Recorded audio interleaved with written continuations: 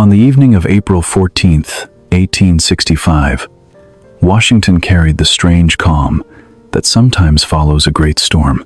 For nearly 4 years, the city had lived with telegrams arriving after midnight, casualty lists pinned to government walls, and families waiting for names they prayed never to find. Now, the fighting seemed close to finished. Only a few days earlier, Robert E. Lee had surrendered his army at Appomattox Courthouse. Bells had rung across the Capitol. Flags filled the streets. Strangers smiled at one another, as though the country had finally remembered how to breathe again.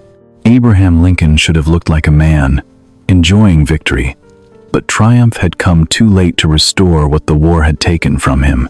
He was 56 years old, yet photographs from those final months made him appear much older. His cheeks had grown hollow, deep lines crossed his face. His long shoulders seemed permanently bent beneath an invisible weight. People close to him noticed something different that week, however. There was a softness in his expression that had been absent for years. Perhaps for the first time since becoming president, he could imagine tomorrow without another battlefield waiting inside it. That afternoon, Lincoln rode through Washington with his wife Mary. Beyond the carriage windows, the city was celebrating, but their conversation was surprisingly ordinary. They spoke about what life might look like after politics. Perhaps they would return to Illinois. Perhaps he could practice law again. Perhaps they might travel and see places that war and duty had kept beyond reach. It was a small dream for a man whose signature had moved armies and changed the legal fate of millions. Yet perhaps that was exactly why the dream mattered. After years of carrying a nation, he wanted something simple. He wanted to go home. Mary wanted to attend a comedy that evening at Ford Theater. Lincoln was not especially interested in the performance, but he agreed to accompany her. During the war, there had always been another report to read, another general to meet another crisis that could not wait until morning. This night was supposed to be different. For a few hours, he would not need to be commander-in-chief. He could simply sit beside his wife and listen to people laugh. There is something almost painful in that ordinary desire, because history often turns most sharply when people finally believe the danger has passed. The presidential party arrived after the play had begun. The audience quickly realized who had entered and rose in applause. Music filled the theater while Lincoln moved toward the box overlooking the stage. American flags decorated the railing. Stage lamps threw warm light across the actors below. Lincoln settled into a rocking chair with Mary beside him, and for a little while, the immense machinery of government seemed very far away. No maps covered the table before him. No messengers entered with casualty reports. No grieving parent waited outside his office. There was only laughter light, and the quiet pressure of Mary's hand near his own. Perhaps Lincoln watched the play closely. Perhaps his mind wandered. He may have thought about Reconstruction and the difficult peace waiting beyond military victory. He may have remembered his son Willie, whose death inside the White House had opened a grief that neither he nor Mary ever fully escaped. He may have imagined Springfield and the familiar streets, where he had once walked as an awkward lawyer with little money and uncertain prospects. Or perhaps for a few rare minutes, he thought about nothing important at all. History can tell us where a person sat, but it cannot enter the final private room of the mind. Elsewhere, inside the theater, John Wilkes Booth was moving through a place he knew almost as well as his own home. Booth was an actor, and familiar with the building, its corridors, its doors, and the timing of the comedy being performed. He was also a passionate supporter of the defeated Confederate cause, where others saw Lincoln as the man who had preserved the Union. Booth saw the destroyer of the world he believed should have survived. The war was slipping beyond recovery. Armies were surrendering. The government he admired was disappearing. And in his anger, he convinced himself that one violent act might still give purpose to defeat. Booth understood something chillingly simple. He knew when the audience would laugh most loudly. In a modern world of cameras, guards, and security barriers, it is difficult to imagine how exposed a president could be in that era. Lincoln disliked being separated from ordinary citizens. People could enter the White House to ask him for jobs, favors, pardons, or help with private troubles. Even during wartime, he moved through Washington with far less protection than any modern leader would consider possible. That openness reflected his faith in democratic government. But on this particular night, it also created a doorway through which hatred could quietly walk. Sometime after 10 in the evening, Booth approached the presidential box, carrying a small pistol and a knife. Inside, Lincoln remained seated with Mary, while Major Henry, Rathbone, and Clara Harris shared the box nearby. On stage, the actors moved toward a line Booth knew would produce strong laughter. He waited for that sound, the way another performer might wait for his cue. Then, the theater erupted. Booth stepped forward behind the president, raised the weapon, and fired. The distance was only a few feet. The shot disappeared beneath the laughter for an instant, and Lincoln's body reacted before anyone around him understood what had happened. Mary screamed. Rathbone lunged toward the attacker, and Booth slashed him with the knife before climbing over the front of the box. He jumped toward the stage below, but his spur caught in the decorations, and he landed badly, injuring his leg. Somehow, he managed to rise and escape through the theater, while confusion spread behind him. For several terrible moments, reality and performance seemed to overlap. Some people believed what they had seen was part of the play. Others noticed blood and began shouting. The laughter that had filled the building only moments earlier collapsed into panic as people pushed toward exits and toward the president box. A young army doctor reached Lincoln and quickly understood the seriousness of the wound. The president was breathing, but he did not respond. The damage was beyond anything medicine of that period could repair. Lincoln could not safely be carried all the way back to the White House, so soldiers lifted his long, unconscious body and moved him out of the theater. Across the street, they found a boarding house and carried him into a small bedroom. The bed was too short for a man of his unusual height, so they placed him diagonally across it, while doctors, officials, and frightened witnesses crowded into the narrow space. Outside, the rain began falling over Washington. Inside the room, the government of the United States gathered around a dying man and discovered the limits of power. Soldiers could search roads for an assassin. Cabinet members could issue orders. Armies could cross states. Presidents could sign documents that changed the lives of millions. Yet none of it could call Abraham Lincoln back into consciousness. Through the long night, his breathing weakened, while Mary wept, and his eldest son stood nearby. And as morning approached, one question seemed larger than the room itself. How had a poor child from the Kentucky wilderness ever traveled so far that the fate of a nation came to rest upon him? To understand that journey, we must move away from Washington and travel backward more than half a century. We must leave the theater, the rain, and the crowded bedroom behind. We must return to a frontier where roads were little more than paths through forests, and where education was a privilege measured in scattered weeks rather than years. There were no monuments there, no political crowds, and no sign that history was watching. There was only a small cabin, surrounded by wilderness, a struggling family with little money, and a child born into circumstances that seemed to promise nothing extraordinary. His story did not begin with power. It began with uncertainty. And to understand Abraham Lincoln, it helps to forget the marble face on monuments and imagine instead a child waking before sunrise to the sound of an axe in cold air.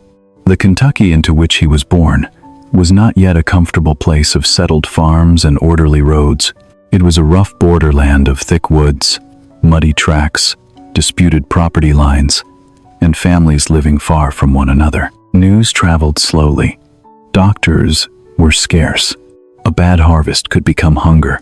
Childhood did not stretch gently across many protected years. It was mixed with work almost from the beginning. His father, Thomas Lincoln, understood that kind of uncertainty. long before Abraham was born. As a boy, Thomas had seen violence enter his own family without warning. His father was killed while working land in Kentucky, leaving behind children who learned early that security could disappear in a moment. Thomas grew into a strong carpenter and farmer, practical with his hands and cautious in temperament. He could build a cabin, repair a fence, shape wood, and survive. But he never seemed able to find land that would remain securely his for very long. Land ownership on the frontier could be a maze of old claims, poor surveys, and competing documents. A man might clear fields, plant crops, build a home, and then discover that someone else held a stronger legal claim to the same ground. Thomas experienced this more than once. Perhaps that helps explain the restlessness that followed the Lincoln family from place to place. He was not chasing adventure. He was searching for something more ordinary and more difficult to obtain. A patch of earth where hard work might finally lead to stability instead of another argument in court. Nancy Hanks Lincoln, Abraham's mother, brought a different kind of strength into the household. Little is known with certainty about many parts of her early life, but the memories preserved by those around her describe a gentle and deeply religious woman. She did not possess much education in the formal sense. Few frontier women did, yet she knew hymns, Bible stories, and the moral language of faith. While cooking, sewing, cleaning, and carrying out the endless work required to keep a family alive, she gave her children something that could not be measured in acres or money. She gave them stories. On February 12, 1809, Nancy gave birth to her second child in a one-room log cabin near Hodgenville, Kentucky. The boy was named Abraham, after the grandfather who had been killed years earlier. There was nothing about the setting that suggested history had chosen this child for anything unusual. The floor was earth. A fireplace provided warmth and cooking heat. Light entered through a small opening. Furniture was simple and scarce. At night, the darkness outside the cabin was nearly complete, broken only by firelight, moonlight, and whatever stars could be seen beyond the trees. Abraham had an older sister named Sarah, and during his earliest years, she was companion, helper, and guide. In families like theirs, children grew into responsibility quickly. There was water to carry, wood to gather, animals to watch, food to prepare, and fields to tend. Affection existed, but it lived beside necessity. No one could spend an entire day entertaining a child. Everyone had work. Perhaps this is why the small moments mattered so much. A mother singing near the fire, a sister leading a younger brother toward a creek, a story repeated before sleep. Memory often preserves what hardship cannot erase. When Abraham was still very young, disputes over the family land pushed Thomas to move again. They settled at Knob Creek, where a narrow valley and surrounding hills became the landscape of Lincoln's first clear memories. There, he learned how quickly nature could undo human effort. He later remembered planting seeds carefully in the ground, only to watch heavy rain wash away the work. It was a small childhood disappointment, yet it contained a lesson the adult Lincoln would encounter in larger forms, again and again.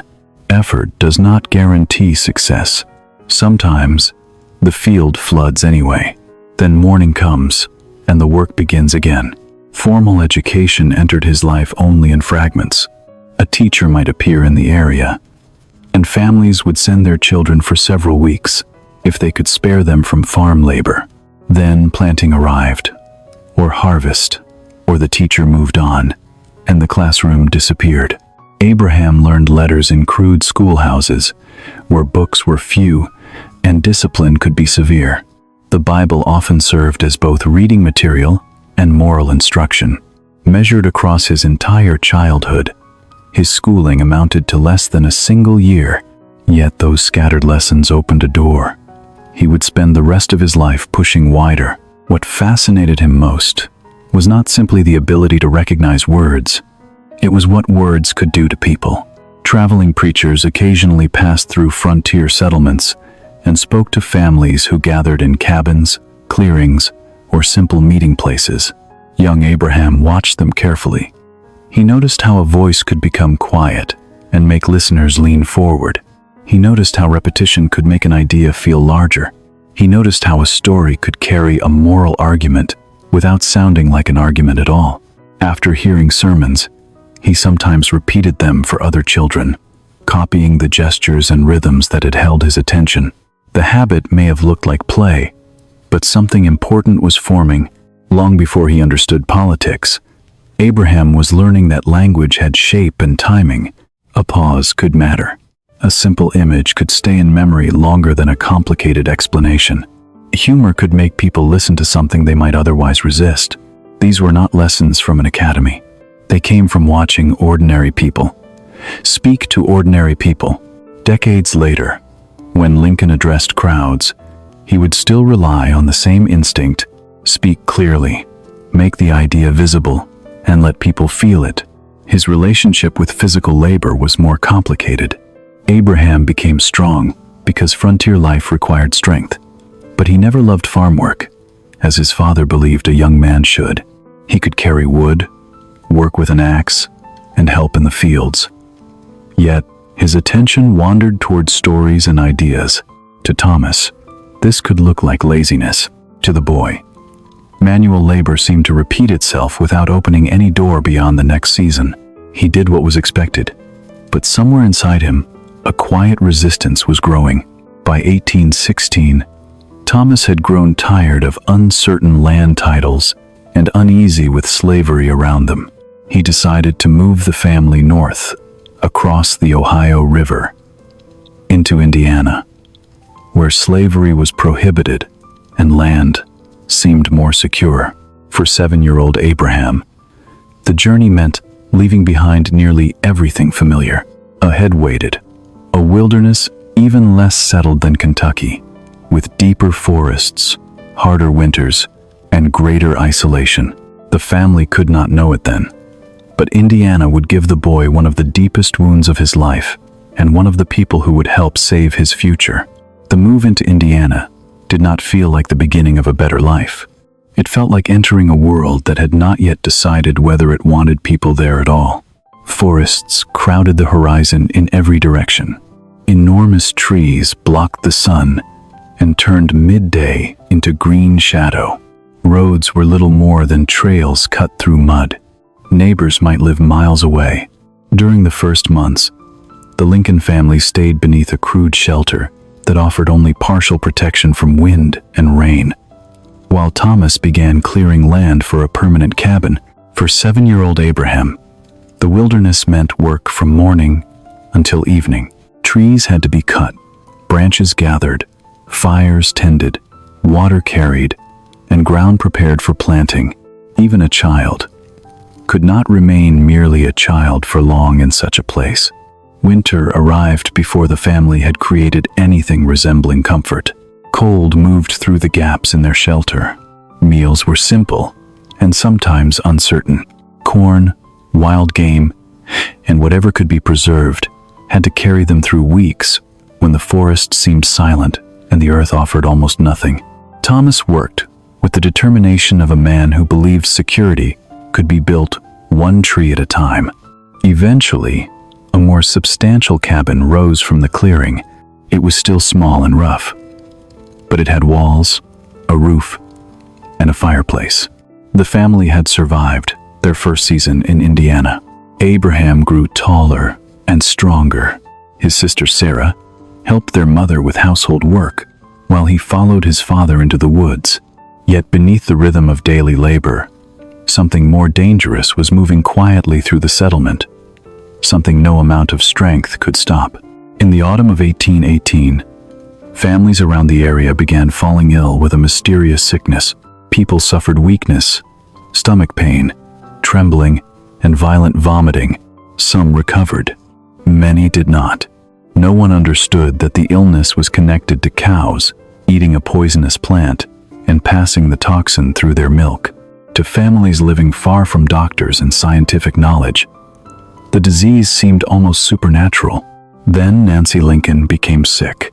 Suddenly, The woman who had filled the cabin with hymns and stories could no longer rise from her bed. Abraham was 9 years old when he watched his mother weaken. There was no hospital to take her to, no medicine hidden somewhere beyond the trees, no physician riding toward them with an answer. The family could only remain near her and wait. After days of suffering, Nancy died at the age of 34. Death was common on the frontier, but familiarity did not make it gentle. Thomas used his carpenter skills to build his wife a simple wooden coffin. Then the family carried her to a hill not far from the cabin. There was no minister available when she was buried. No large gathering came from distant towns. There was only the family, the wilderness, and a grave cut into Indiana soil. For Abraham, the loss created an emptiness larger than the cabin itself. Nancy had represented warmth inside a hard world. She had encouraged the part of him that listened to stories and wondered about things beyond the farm. Now her voice was gone. Many years later, Lincoln would speak about his mother with tenderness, as though something of her had remained quietly present inside him. The months after her death were among the bleakest of his childhood.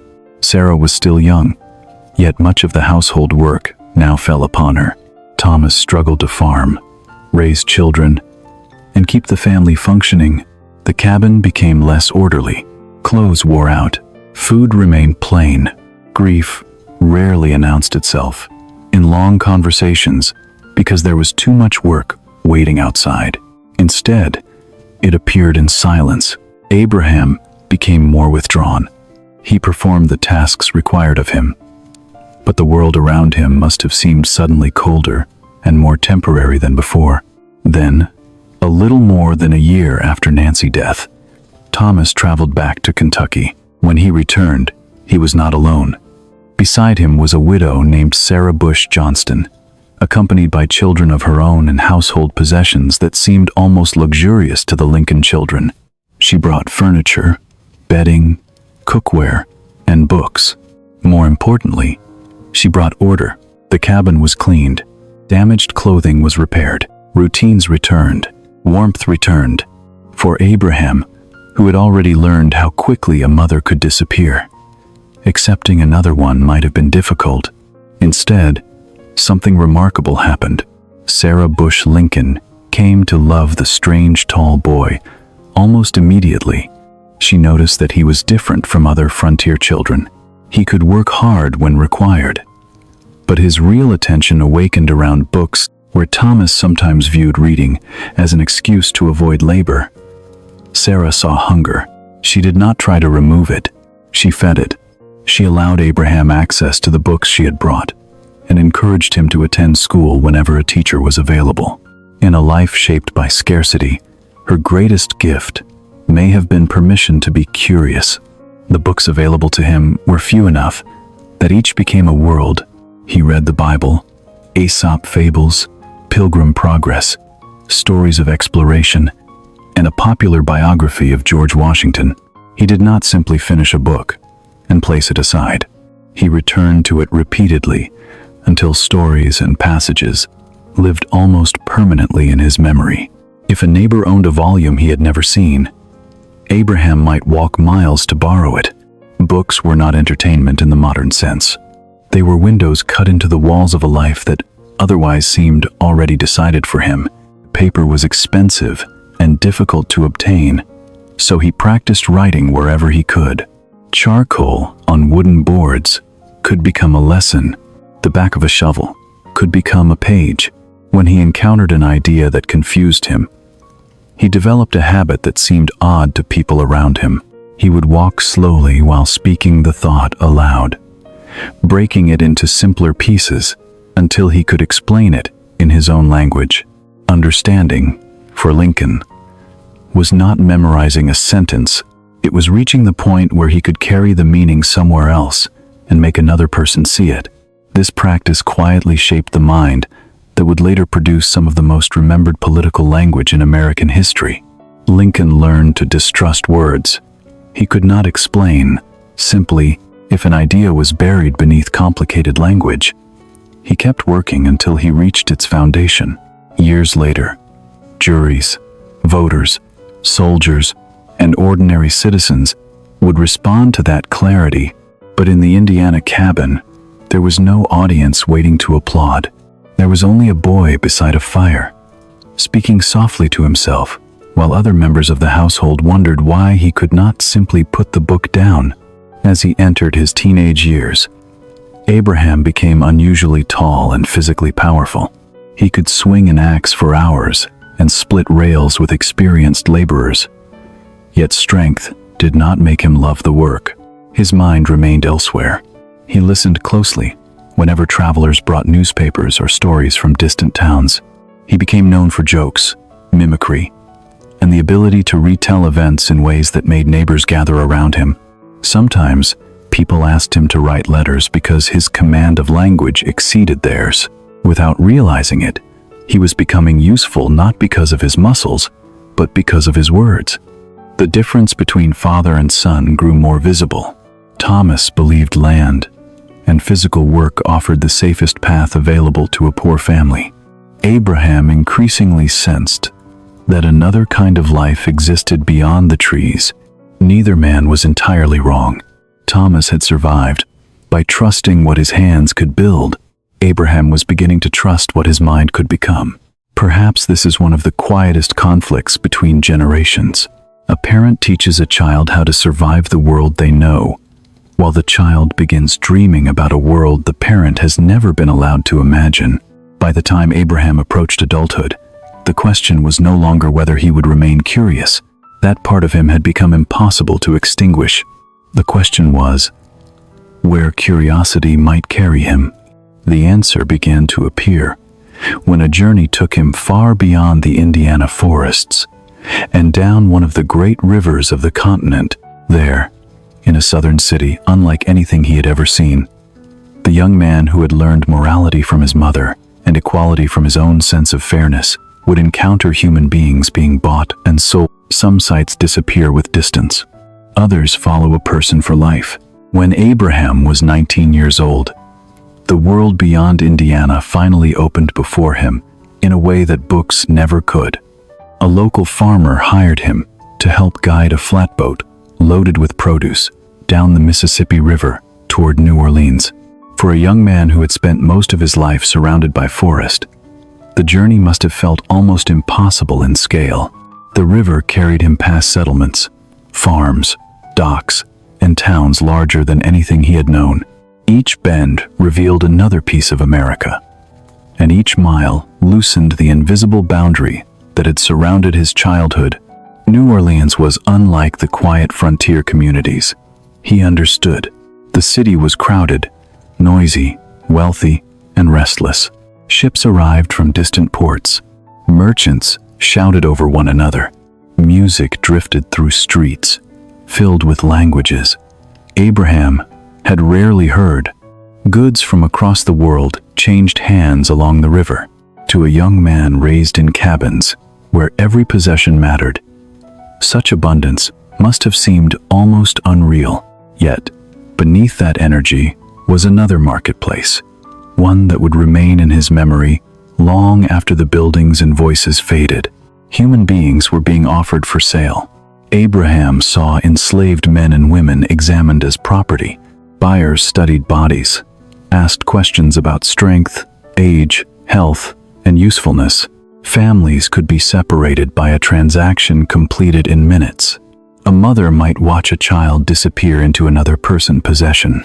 A husband could be sold away from his wife. The cruelty did not always arrive with shouting. Perhaps that made it worse. Much of it happened through ordinary business language, prices, receipts, negotiations, and casual conversation. Suffering had been turned into routine, and routine can sometimes hide moral horror more effectively than violence itself. There is no evidence that 19-year-old Lincoln returned north with a complete political program against slavery. People rarely become their final selves in a single afternoon, but something had entered his mind that could not easily be removed. He had grown up hearing religious language about human worth and had developed a strong instinct for fairness. Now he had seen a system that reduced people to merchandise.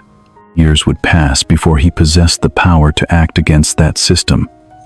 But memory has its own patience. Some experiences wait quietly until history gives them a place to speak. When the flatboat journey ended, Abraham returned to Indiana with more knowledge of the world, but without a clear profession. He was still bound by the expectations of family and frontier life. Until he reached adulthood, much of what he earned belonged to his father. He continued working, splitting rails, harvesting crops, and taking whatever labor was available. Yet the distance between the life around him and the life he imagined was growing. Once a person discovers that the world is larger than the place where he was born, it becomes difficult to pretend that the horizon is a wall. In 1830, Thomas Lincoln decided to move again. Illness had returned to the region, and reports from Illinois promised fertile land and new opportunity. The family packed their possessions into wagons and traveled west. Abraham was now 21 years old, legally an adult, tall enough to stand above almost every man around him, and strong enough to perform exhausting labor for hours. He helped build another cabin. He split rails for fencing. He worked the fields as he had always done. But this time, there was an important difference. He knew he no longer had to remain. The winter that followed was brutal. Snow buried roads and fields. Supplies became difficult to obtain, and cold settled over the countryside for weeks.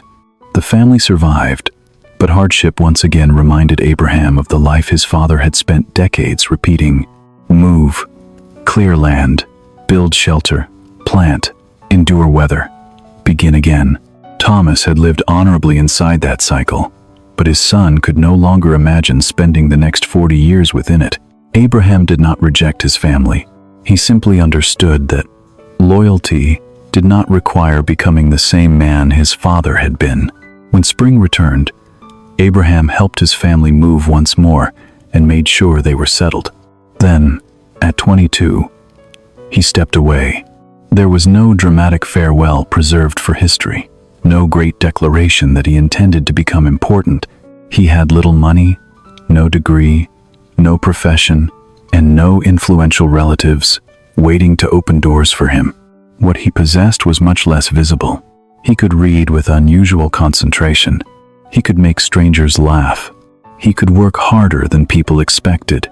And somewhere beneath his uncertainty was the growing conviction that a person could educate himself into another life. In the summer of 1831, Abraham arrived in the small village of New Salem, Illinois. Calling it a village almost made it sound larger than it was. A few dozen families lived near the Sangamon River, in simple houses and cabins. There were stores, a mill, workshops, and roads that turned to mud after rain. It was not the kind of place where anyone would expect a national leader to emerge. But for Abraham, New Salem offered something the farm had rarely provided. It offered contact with people, conversation, newspapers, commerce, and enough free hours to think. He found work in a general store where customers came for flour, cloth, tools, salt, and whatever else frontier households could not produce themselves. The job was modest, but the quiet hours behind the counter became a private classroom. Whenever business slowed, Abraham opened a book. He borrowed grammar texts, histories, mathematics manuals, newspapers, and eventually books about law. Customers sometimes found the extraordinarily tall clerk stretched beneath a tree reading while the store remained empty. Others saw him pacing back and forth, repeating an argument aloud, as though an invisible jury were standing before him. People noticed his honesty almost as quickly as they noticed his height. Stories began circulating about him, walking long distances to correct a small mistake in a customer change, or returning money after realizing he had charged too much. Some of those stories were probably polished by memory over time, but they reflected a reputation he genuinely developed. Trust mattered in a small community. A person word could function almost like currency. Abraham had no property and very little money, so character became one of the few forms of wealth he could accumulate, and he guarded it carefully. New Salem also gave him an audience. The young men of the community debated politics, local improvements, national events. and whatever other questions reached them through newspapers. Abraham joined these conversations eagerly. At first, his speaking could be awkward. He had never been trained in formal rhetoric and carried the accent and expressions of the frontier. Yet once he found the structure of an argument, people listened. He did not try to sound educated by using difficult language. He explained ideas through images. People knew: roads, fences, crops, tools, debts, and weather. He also learned that humor could open a door that logic alone sometimes left closed. A joke relaxed a hostile listener. A story made an abstract point easier to remember. Laughter allowed people to disagree without immediately becoming enemies. This ability would follow him into courtrooms and eventually into the White House. But in New Salem, it was simply the way a young man without status created a place for himself among strangers. He had begun life with almost nothing that society normally associates with opportunity. Yet, conversation gave him something land never had. It gave him room to become visible. Then politics entered his life almost by accident. People around New Salem began suggesting that he should run for the Illinois legislature. The idea would have sounded absurd only a few years earlier. A poorly educated farmer's son with rough clothes and almost no money asking voters to trust him with public office. But Abraham had begun to understand something important. Democracy did not always ask where a man had started. Sometimes it asked whether he could persuade others that he knew where they should go. At 23 years old, Lincoln decided to test that possibility, and his first answer from the voters would be no. Abraham, first campaign for public office, began with more confidence than preparation. He had no political organization behind him, and almost no money to spend. Most voters outside New Salem had never heard his name. He spoke about roads, rivers, and the improvements that might help farmers move their crops to wider markets. These were practical concerns, rather than grand theories.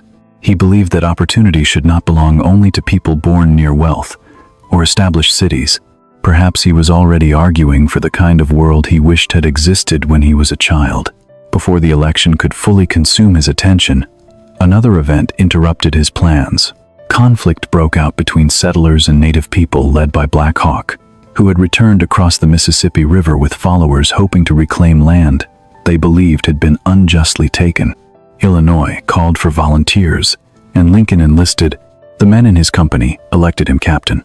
Years later, he would remember that choice with unusual pride. Before voters trusted him with political office, ordinary frontier men had trusted him to lead them. For someone who had arrived in New Salem, almost unknown, the feeling mattered deeply. His military career, however, contained very little of the glory later generations might imagine.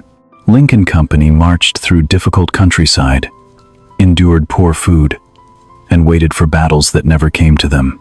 There were long days of confusion and discomfort, and far more mosquitoes than enemy soldiers. Lincoln later laughed about the experience, but one incident revealed something serious beneath the comedy. When an elderly native man entered camp carrying proof that he had permission to travel, some volunteers became angry and threatened to kill him. Lincoln placed himself between the man and his own soldiers and refused to move. It was not a heroic moment performed before reporters. There was no crowd waiting to praise him, and no political advantage to gain. The easier choice would have been to remain silent and let the mood of the group decide what happened. Instead, Lincoln protected someone who had very little power in that moment. Courage is often imagined as moving toward an enemy, but sometimes it means standing in front of your own friends and telling them they are wrong. The old man survived, and the incident disappeared into memory, while Lincoln returned to civilian life with no military fame. The election of 1832 soon arrived, and Lincoln lost. Across the district, he finished far from the winning positions, yet the result contained one small encouragement. In New Salem, where people actually knew him, he received overwhelming support. The message was clear: Those who had watched him work, tell stories, settle disagreements, and return a few misplaced coins, trusted him. The larger district did not reject the man so much as fail to know him.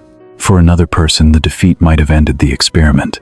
For Lincoln, it became information.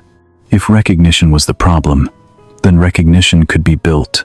Unfortunately, politics was not his most immediate difficulty. He needed to earn a living. The store where he had worked closed, and Lincoln entered a business partnership with William Berry.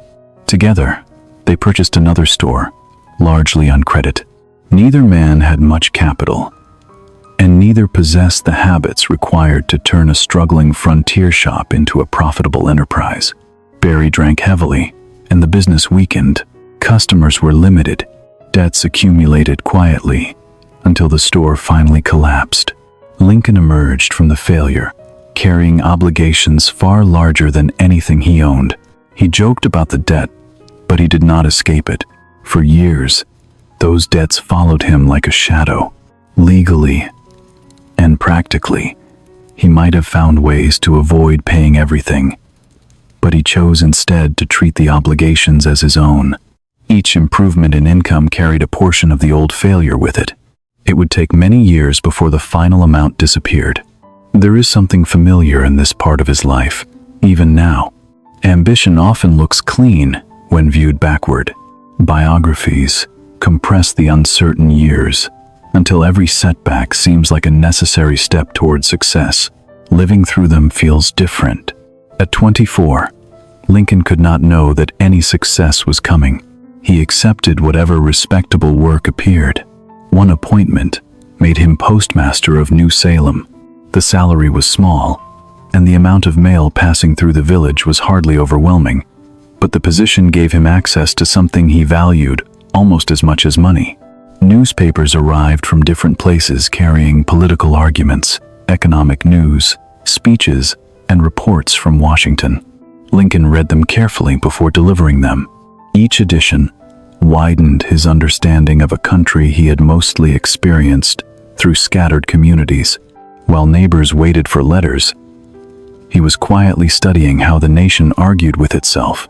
He also taught himself, surveying after an opportunity arose to measure land in the surrounding county. The work required mathematics tools and careful attention. Lincoln had never been naturally comfortable with every branch of mathematics, so he studied intensely until the necessary methods made sense. Then he traveled across farms, marking boundaries and calculating acreage. The job introduced him to more people beyond New Salem. Each property line became another conversation, and each journey another connection. Without intending to design a political network, Lincoln was creating one simply by becoming a useful person whom people across the county knew and remembered. Beneath these temporary occupations, another ambition had begun taking shape. Lincoln wanted to become a lawyer. There was no money for formal legal education, and no convenient school waiting nearby. Once again, he approached the problem in the only way he knew. He borrowed books and began reading. Blackstone and other legal writers were difficult company for a man whose formal classroom education had been measured in months. Lincoln worked slowly through definitions, procedures, and principles. Whenever the language became confusing, he returned to his old habit of translating it into simpler words until the logic became something he could explain aloud. Neighbors sometimes encountered him, walking along a road with a law book open in his hands. At other times he lay beneath a tree, reading so deeply that people had to call his name more than once before he noticed them. He could spend hours considering a single principle because memorization was never enough. He wanted to know why the rule existed and how one conclusion followed another. This patience became one of the foundations of his later legal and political style. Lincoln was not always the quickest thinker in a room, but he had an unusual willingness to remain with a difficult question. In 1834, he entered politics again. This time, more people knew the tall young man from New Salem. They had met him as a surveyor, postmaster, laborer, storyteller, or neighbor. He traveled through the district, speaking with voters and explaining his positions in the direct language that had become natural to him. There was no attempt to disguise his background. He did not pretend to be polished or wealthy. He simply asked people to judge whether he could represent their interests. This time, the answer changed. At 25 years old, Abraham Lincoln won election to the Illinois state legislature. The victory did not suddenly make him secure. He remained deeply in debt and owned little suitable clothing for the world he was entering. A friend helped him obtain money for a proper suit so that he could appear before other legislators without looking like a farm laborer who had wandered into the chamber by mistake. There is something quietly revealing in that image. Lincoln had earned the office before he possessed the clothes expected of the office. Appearance had not yet caught up with identity. The frontier boy was becoming a public man while still learning what such a life required. When he arrived at the state capitol, he entered rooms filled with men who had more education, more money, and more experience. Some spoke with polished confidence. Some came from families already connected to politics and law. Lincoln had none of those advantages. What he had was the habit of listening before speaking and the discipline of reducing complicated questions to their simplest form. Slowly, people began noticing him. When he finally stood to speak, the awkwardness of his appearance mattered less than the clarity of his reasoning. Another door had opened, but beyond it waited an even larger transformation. The state legislature gave Lincoln something he had never possessed before. It gave him a place among men who expected their words to influence public life. Yet, he entered that world without abandoning the habits formed beside frontier fires. He listened carefully. He watched how experienced politicians built alliances and how a poorly chosen sentence could damage months of work. He learned that government was not simply a contest between right and wrong ideas. It was also a slow negotiation among personalities, ambitions, fears, and interests. Principles mattered, but principles still had to pass through human beings before they became law. Lincoln aligned himself with the Whig Party, which favored economic development. Roads, canals, banks, and policies intended to connect isolated communities with larger markets. These ideas appealed to him because he had lived the life of a poor frontier family, trapped by distance. He understood what a road could mean to a farmer whose crops had no easy route to buyers. He understood what education and commerce could mean to a young person born far from opportunity. Politics for Lincoln was becoming a way of changing the conditions that had once seemed permanent in his own childhood. While serving in the legislature, he continued studying law. The work required patience more than brilliance. Legal books were dense and often written in language far removed from everyday speech.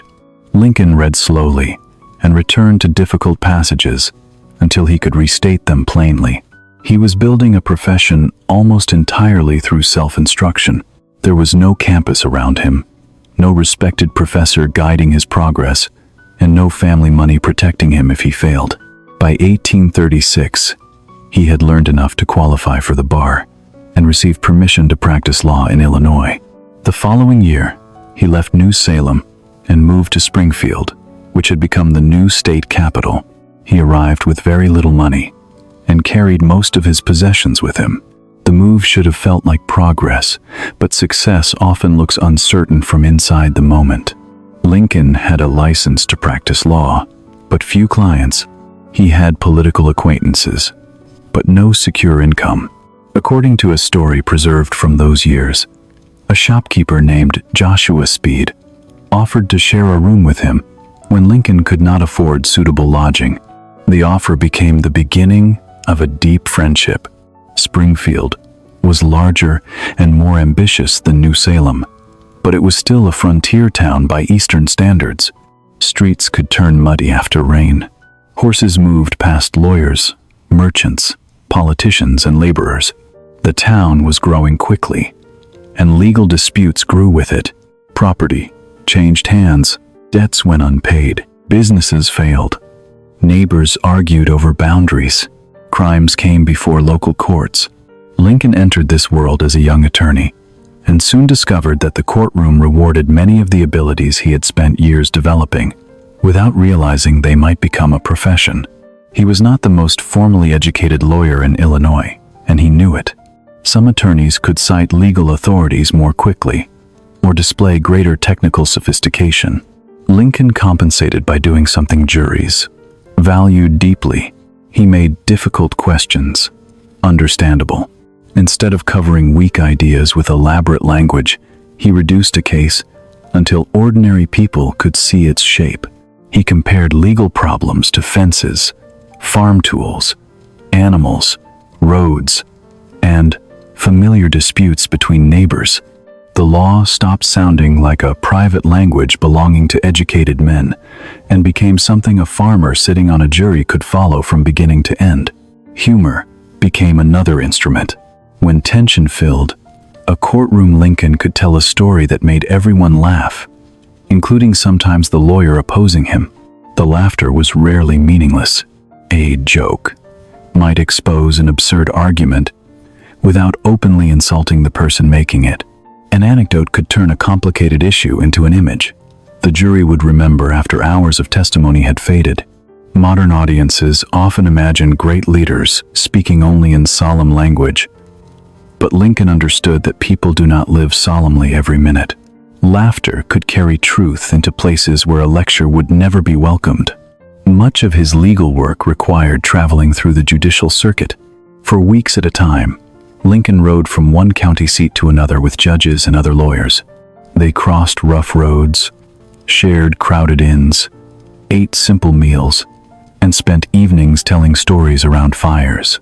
The journeys were uncomfortable, but they expanded Lincoln world. He met farmers, shopkeepers, doctors, landowners, laborers, and families from every level of rural society. The courtroom taught him law, but the circuit taught him people. He heard what they feared, what they resented, what they hoped for, and how they described problems in their own language. As his professional reputation grew, his inner life remained far less stable.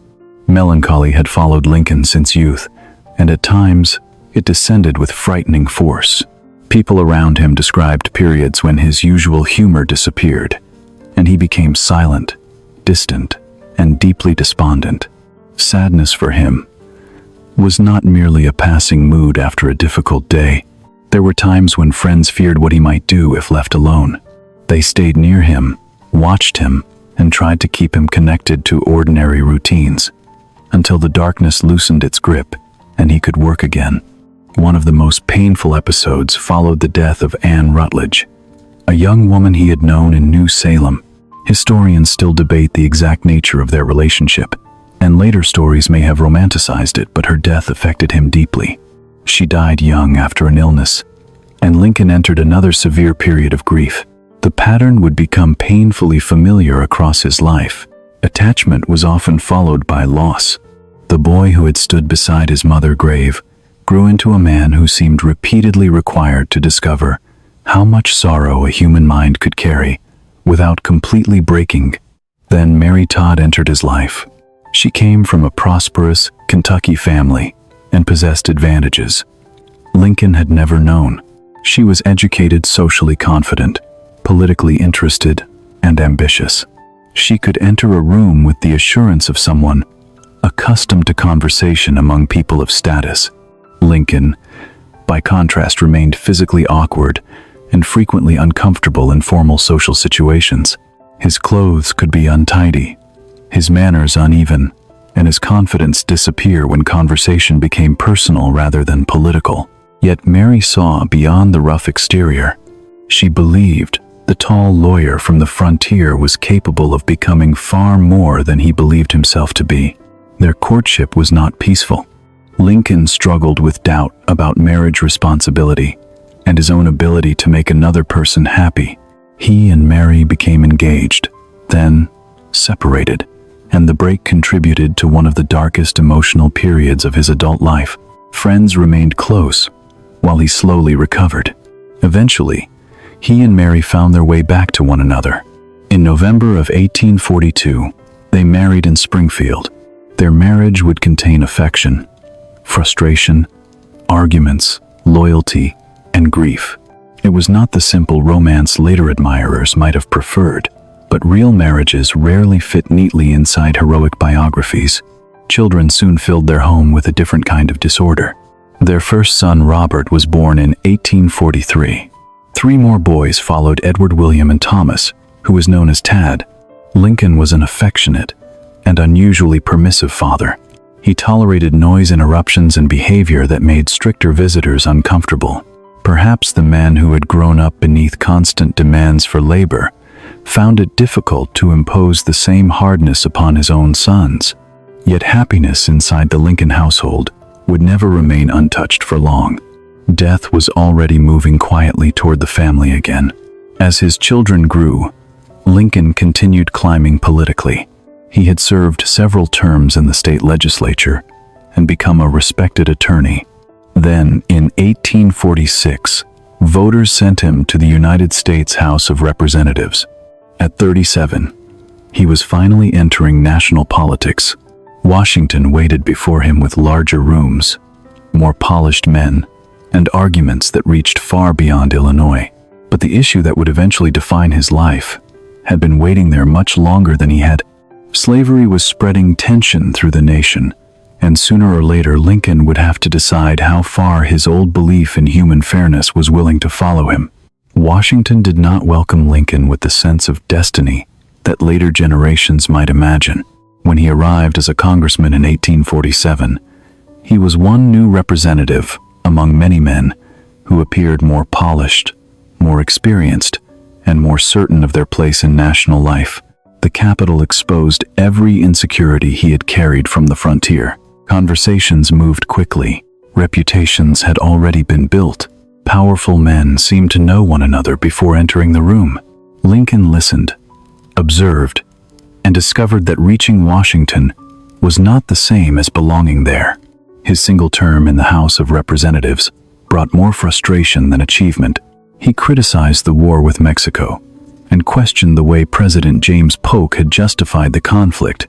The position was politically dangerous because many voters preferred victory to uncomfortable questions about how the war had begun. Lincoln also introduced a proposal connected to ending slavery in the District of Columbia. Though it gained little momentum, he spoke, voted, studied, and returned home after one term, with no great national accomplishment. For a man who had climbed so far, the experience felt strangely like another beginning that had gone nowhere. By 1849, Lincoln was back in Springfield. He was 40 years old and could reasonably have concluded that his political life had reached its natural end. There would have been no shame in that.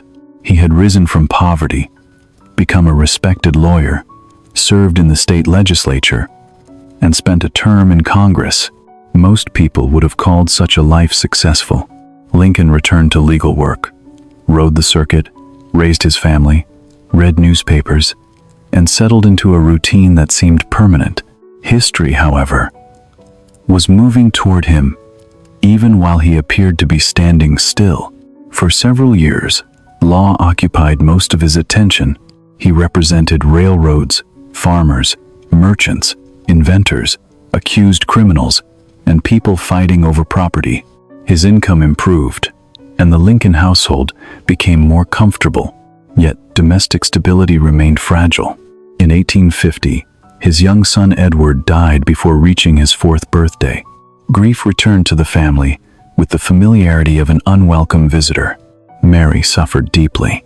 Lincoln did too, though he often carried sorrow quietly. Death had followed him from the Indiana cabin into adulthood, appearing whenever life seemed prepared to become ordinary. Then, in 1854, a piece of legislation disturbed the political balance of the nation and pulled Lincoln back toward public life. The Kansas-Nebraska Act allowed settlers in Western territories to decide whether slavery would be permitted there. To many people, the law sounded like a democratic compromise. Let local voters choose. To Lincoln, the issue was more troubling. If slavery was morally wrong, could a majority vote transform that wrong into something acceptable? Could democracy remain true to itself while giving one group the power to strip another group of freedom? This question awakened something that had been forming in him for decades. The young man who had seen enslaved people sold in New Orleans was now an experienced lawyer capable of turning moral instinct into sustained argument. Lincoln did not yet call for the immediate abolition of slavery everywhere. He believed the federal government lacked authority to erase it inside states where it already existed. His position was cautious by the standards of radical abolitionists, but on one principle, he became increasingly firm. Slavery should not be allowed to spread into new territories and become stronger with each generation. Lincoln returned to public speaking with a different intensity. He studied the history of the Constitution, the Declaration of Independence, congressional compromises, and the intentions of the founding generation. Then he built his argument patiently. The Declaration said that all men were created equal. Lincoln treated those words not as decoration, but as a promise the country had failed to complete. The founders themselves had tolerated slavery, but he believed they had also understood it as a wrong that should eventually disappear. Allowing it to expand, in his view, would turn an inherited injustice into a deliberate national choice. His language became powerful because he rarely spoke as though he were standing above the people listening. He asked them to follow the reasoning with him. If one man could enslave another because he considered himself superior, what principle prevented someone stronger from doing the same to him? If skin color justified domination, what happened when people disagreed about which shade deserved freedom? Lincoln turned abstract moral questions into everyday logic. He was not simply declaring that slavery was wrong. He was exposing the instability of every excuse used to make inequality sound reasonable. The political world around him was also changing. The old Whig Party was collapsing, unable to survive the growing conflict over slavery. A new organization, the Republican Party, began gathering former Whigs, anti-slavery Democrats, free soil supporters, and others who opposed the expansion of slavery. Lincoln joined this new movement and quickly became one of its most effective voices in Illinois. The transformation did not happen overnight. He was still learning how far public opinion could move and how quickly. Moral urgency pushed him forward, while political reality reminded him that a leader who moved too far ahead might discover no one was following. In 1858, Lincoln challenged Senator Stephen Douglas for a seat in the United States Senate. Douglas was nationally famous, experienced, confident, and skilled in debate. Lincoln was respected in Illinois, but far less known across the country. The two men met in a series of debates that drew enormous crowds. People traveled long distances to listen as they argued over slavery, popular sovereignty, equality, and the future of the Union. The speeches lasted for hours. Audiences stood beneath open skies, while two rival visions of American democracy struggled to define what the country was becoming. Lincoln lost the Senate race. In another life, the story might have ended there. Another election, another disappointment. Yet defeat performed a strange service. Newspapers printed his arguments far beyond Illinois. Readers who had never seen his awkward figure or heard his high frontier voice encountered the clarity of his words on paper. Invitations to speak began arriving from other states. His name traveled east. A man who had failed to win a Senate seat slowly became someone Republican leaders discussed when they considered the presidential election of 1860. The failure had once again opened a door that victory might not have revealed. When Republicans gathered in Chicago to choose their presidential candidate, Lincoln was not the obvious favorite. William Seward of New York possessed greater fame and longer experience, but Seward also carried political enemies and positions that some delegates feared would make him difficult to elect. Lincoln supporters worked carefully behind the scenes, presenting their candidate as principled enough to satisfy anti-slavery voters and moderate enough to compete in uncertain states. Ballot after ballot shifted. Alliances changed. Then the impossible happened. The former rail splitter from Kentucky became the Republican nominee for President of the United States. In November 1860, Lincoln won the presidency with less than half of the popular vote and almost no support across the Deep South. Celebration in the North was answered by fear and anger elsewhere. Southern leaders believed his election threatened the future of slavery and their political power.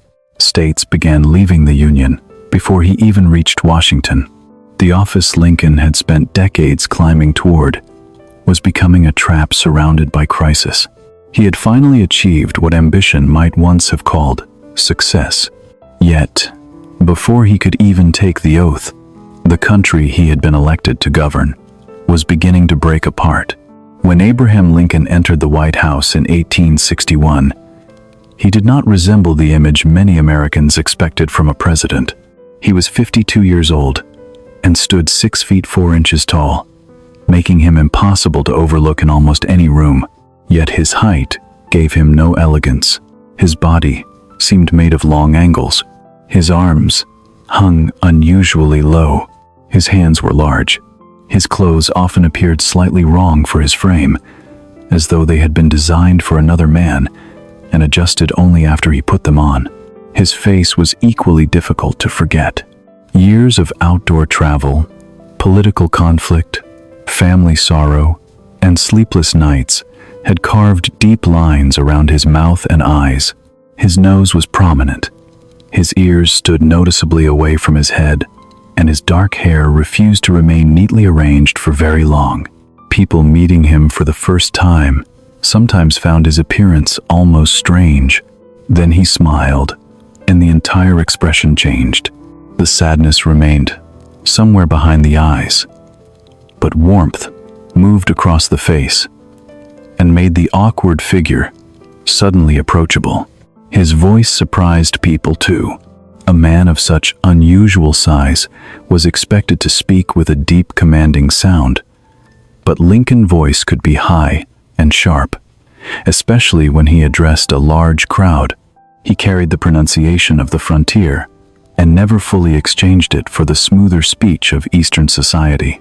Some educated men mocked him for it. Lincoln rarely tried to disguise where he came from. The boy who had learned words beside a cabin fire remained audible inside the president, who now spoke to a divided nation. He also had little interest in the rituals of appearance that surrounded public life.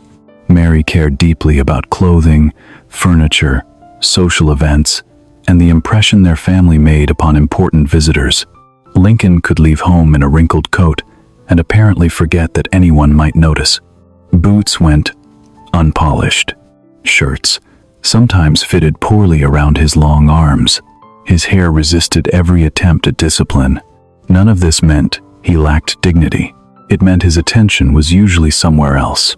A question of law, a newspaper argument, or a private worry could make the physical world around him nearly disappear. Food occupied a similarly small place in his attention. Lincoln ate simply and often very little. When work absorbed him, he could forget meals until someone reminded him that the day had moved forward without him. Elaborate dinners did not impress him. While others discussed courses and table settings he might pick at a plate while continuing a political conversation, coffee, bread, eggs, fruit, and simple meals were enough. His indifference to food seemed almost symbolic of his wider character. The physical comfort rarely held his attention for long when an idea or a problem had taken possession of his mind. His real appetite was for words. Newspapers arrived constantly, and Lincoln consumed them with unusual intensity. He wanted to know not only what political leaders were saying, but how ordinary citizens might be reacting. There were no modern opinion surveys to measure the country mood. Newspapers, speeches, letters, conversations, and election results became his instruments for listening. He read hostile publications as carefully as friendly ones, because criticism told him something praise could not. Understanding public opinion did not mean obeying it. It meant knowing how far the country might move before a leader asked it to take another step. Books remained companions as well. Lincoln loved Shakespeare, and could recite long passages from memory. He was drawn especially to stories about ambition, death, guilt, and the uncertainty of human life. He also read poetry with a melancholy tone and sometimes repeated verses to friends during quiet evenings. This side of him could seem surprising beside the man famous for jokes. Yet the two qualities were never truly separate. Sorrow and humor lived close together in Lincoln. Laughter did not prove that sadness had vanished. Sometimes it was simply the rope he used to climb out of it. His collection of stories seemed endless. Some were gentle, some were absurd, and some were rough enough to make polite listeners uncomfortable. He understood timing instinctively. During tense meetings, he might allow an argument to become almost unbearable before introducing a story that loosened the room. Cabinet members sometimes complained that the president was wasting time while armies were fighting. Lincoln usually knew exactly what he was doing. A story could delay anger long enough for people to think. Humor could make disagreement survivable. In a government filled with ambitious men, that ability was not entertainment. It was political management. There were also periods when humor disappeared completely. Lincoln had lived with severe melancholy for much of his adult life. The friends had seen him descend into stretches of silence and despair so deep that they feared leaving him alone. Success did not cure this tendency. Neither marriage, nor professional achievement, nor the presidency erased it. Sorrow did not respect titles. The man occupying the most powerful office in the country still carried private darkness with him. Perhaps this helped him recognize pain in other people, because suffering was never merely an idea he observed from a comfortable distance. His relationship with loss had begun with his mother and continued across decades. His sister died young, and Rutledge died. His son Edward died as a child. Each loss seemed to deepen a chamber inside him rather than close it. Lincoln rarely turned grief into public performance, but those around him saw its effects. He could become absent while sitting among people as though part of his mind had moved somewhere no one else could follow. Then a joke might return hours later. He had learned not to defeat sorrow, but to continue living while it walked beside him. At home, he was an affectionate father, and often an undisciplined one. His sons could interrupt meetings, climb over furniture, or burst into rooms where serious work was taking place. Visitors sometimes watched in disbelief, while Lincoln tolerated behavior they would never have allowed from their own children. Mary carried much of the responsibility for household order. Perhaps Lincoln's weakness for his sons came from knowing how temporary childhood could be. When a parent has buried one child, every ordinary sound from the children still living may become easier to forgive. His marriage to Mary remained complicated. She possessed strong political instincts and believed deeply in her husband to future, long before the country did. But she was also emotional, demanding, and sensitive to social criticism. Lincoln responded by retreating into silence more often than confrontation. They could frustrate one another profoundly, and yet their lives were bound by shared ambition, children, grief, and years of endurance. Heroic stories often prefer simple marriages because complexity interrupts the legend. The Lincoln household offered no such simplicity. Affection lived beside resentment, and loyalty beside exhaustion, as it does in many ordinary families. His mind worked more slowly than some of the brilliant men around him. But once he had followed a question down to its foundation, he became difficult to move. He disliked conclusions, built entirely upon authority. He wanted to understand the first principle beneath an argument. Then, he searched for a comparison simple enough to make the principle visible. This was why farmers could understand him, and educated lawyers could still respect him. He did not simplify because he thought ordinary people were foolish. He simplified because he believed.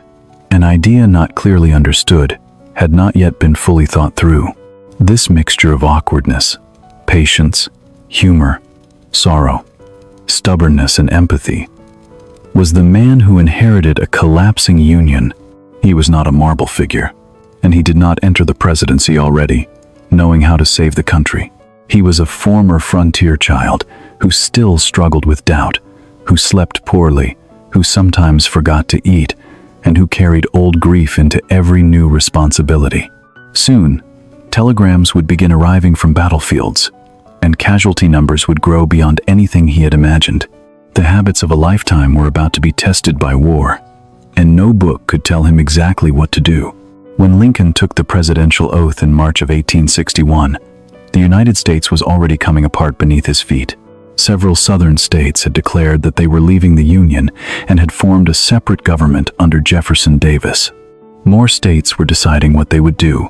Washington itself sat dangerously close to slave-holding territory and was filled with rumors of conspiracy. Lincoln had spent years studying law and politics, but nothing in his previous life had prepared him to inherit a nation that might cease to exist before his administration had truly begun. In his first inaugural address, he tried to speak to people who no longer trusted one another. He assured the South that he did not intend to interfere with slavery in states where it already existed because he believed the Constitution gave him no authority to do so. At the same time, he rejected the idea that a state could simply withdraw from the Union whenever it wished. The country, in his view, was more than a temporary agreement that could be abandoned after an election. He hoped firmness and patience might prevent war. Events gave him very little time to test that hope. The crisis centered on federal forts located inside territory claimed by the new Confederacy. The Fort Sumter stood in Charleston Harbor, and its small garrison needed supplies. Lincoln faced a decision with no safe answer. Abandoning the fort might appear to recognize secession. Reinforcing it aggressively might ignite fighting. He chose to send provisions. In April, Confederate artillery opened fire on the fort. After hours of bombardment, the garrison surrendered. The long argument over whether war would come had ended. Now, the country would have to discover how much blood the argument was capable of demanding. Lincoln called for volunteers to defend the Union, and the response transformed the conflict. 4 additional Southern states chose secession rather than participate in military action against their neighbors. Families divided. Military officers resigned from the United States Army to serve the Confederacy, while others remained loyal to the Union. Towns watched young men march away beneath flags that had once belonged to the same nation. Almost everyone imagined the struggle would be brief. Many volunteers enlisted for only a few months. They expected one decisive battle to settle the question. History was preparing a far crueler education. Lincoln had almost no meaningful military experience. His service in the Black Hawk War decades earlier had taught him little about directing armies. Now, maps covered tables before him, and messages arrived describing troop movements, railroads, rivers, supply lines, and fortifications. He began teaching himself again just as he had taught himself grammar law and surveying. He read military books. He studied geography. He questioned generals. He spent long hours examining the relationship between rivers, cities, and railroads. Once more, the man with almost no formal education confronted an unfamiliar subject by refusing to remain ignorant of it. The first major Union advance ended in disaster near Bull Run in Virginia. Civilians had traveled from Washington, expecting to watch an easy victory as though war were a public spectacle. Instead, Union soldiers broke and retreated toward the capital in confusion. The defeat changed the atmosphere almost overnight. The rebellion would not collapse. After one demonstration of Northern strength, the Confederacy possessed capable soldiers and experienced commanders. The road ahead would be measured not in weeks, but in years.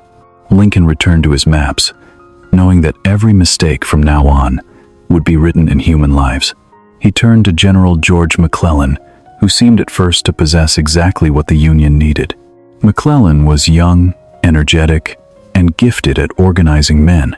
He transformed frightened volunteers into the Army of the Potomac and built their confidence through training and discipline. Soldiers admired him. Washington expected great things. But when the moment came to use the army, McClellan repeatedly hesitated. He imagined enemy forces larger than they really were, and asked for more soldiers, more supplies, and more time.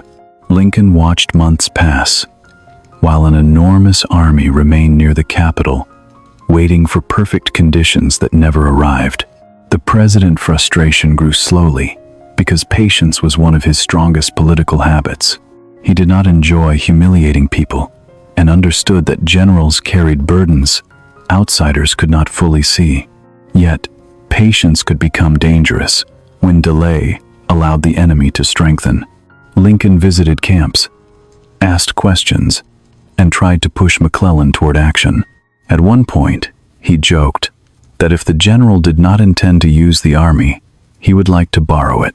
The humor softened the complaint, but could not hide the deeper truth. Lincoln was discovering that commanding commanders could be harder than commanding soldiers. Military problems were only one part of the pressure. His cabinet contained some of the most ambitious political figures in the country. Several had competed against him for the Republican nomination, and privately believed they were more qualified to be president. William Seward entered government with immense experience, and initially assumed he might guide the inexperienced Lincoln. Salmon Chase managed the Treasury, while quietly preserving his own presidential ambitions. Edwin Stanton later took control of the War Department, with an abrasive energy that could fill any meeting with tension. Lincoln had gathered strong personalities because the crisis required strong abilities. He managed them in a way that often looked like passivity, until observers realized how much control remained in his hands. Lincoln allowed men to argue. He absorbed insults that another president might have punished. He listened when cabinet members disagreed with him, and occasionally changed direction when their reasoning was stronger. But listening was not surrender. Once he reached a decision, he could become remarkably difficult to move. His patience confused men who mistook gentleness for weakness. Slowly, they discovered that the awkward storyteller from Illinois understood power better than his appearance suggested. He did not need to dominate every room to remain responsible for its final decision. Meanwhile, slavery followed the armies into every strategic question. Enslaved people escaped toward Union lines, seeking protection. Commanders had to decide whether to return them to owners or recognize that their labor supported the Confederate war effort. Congress began passing laws, allowing the Union to seize property used to support rebellion, including enslaved labor. Lincoln moved cautiously, because the border states that remained loyal to the Union, but still permitted slavery. If they joined the Confederacy, the military situation could become far worse. Every moral decision was tied to geography, politics, and the fragile loyalty of communities that might still change sides. This caution frustrated abolitionists who believed the war offered a clear opportunity to destroy slavery immediately. It also angered conservatives, who feared that any movement against slavery would transform a war for union into a social revolution. Lincoln stood between pressures that pulled in opposite directions. Personally, he had long regarded slavery as wrong. Politically, he still believed his presidential authority was limited. But war changes the meaning of power. If enslaved labor built fortifications, grew food, and supported Confederate armies, then attacking slavery could become not only a moral act, but a military necessity. Slowly, these two arguments began moving toward one another in his mind. While the nation bled Lincoln, private life received another wound. In February of 1862, his 11-year-old son Willie became seriously ill inside the White House. The building that served as the center of a government at war became, for the Lincoln family, simply the place where a child was dying. Willie had been bright, sensitive, and deeply loved. When he died, both parents were devastated. Mary withdrew into overwhelming grief. Lincoln wept openly, and returned again and again to the room where his son had been cared for, unable to understand how another child had been taken from him. Yet every morning, the war still waited outside his door. Fathers across the country were receiving letters saying their sons would not return from battle. Hospitals filled with wounded young men. Casualty lists lengthened. Lincoln could not stop being a grieving parent, but he also could not stop being president. Perhaps the two roles began to merge in him.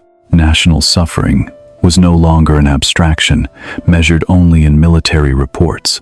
He knew what an empty chair could do to a family, and as 1862 moved toward its second half, he began preparing a decision that would change the purpose of the war itself.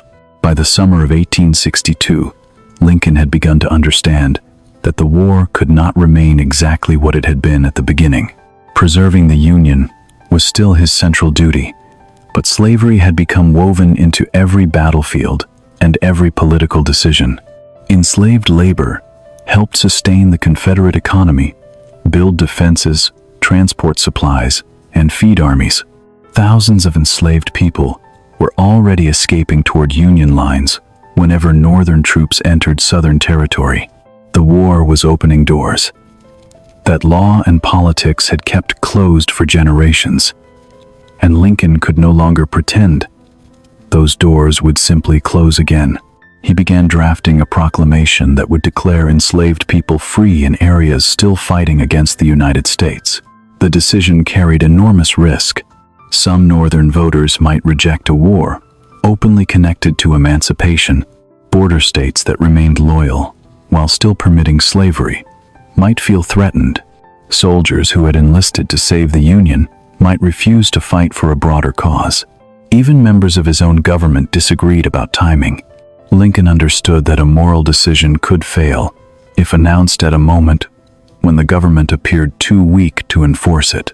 When he presented the idea to his cabinet, William Seward advised him to wait for a military success. Issuing such a declaration after a series of Union disappointments could look less like strength than desperation. Lincoln accepted the argument and placed the document aside. Waiting did not mean abandoning it. He had already crossed an important threshold inside himself.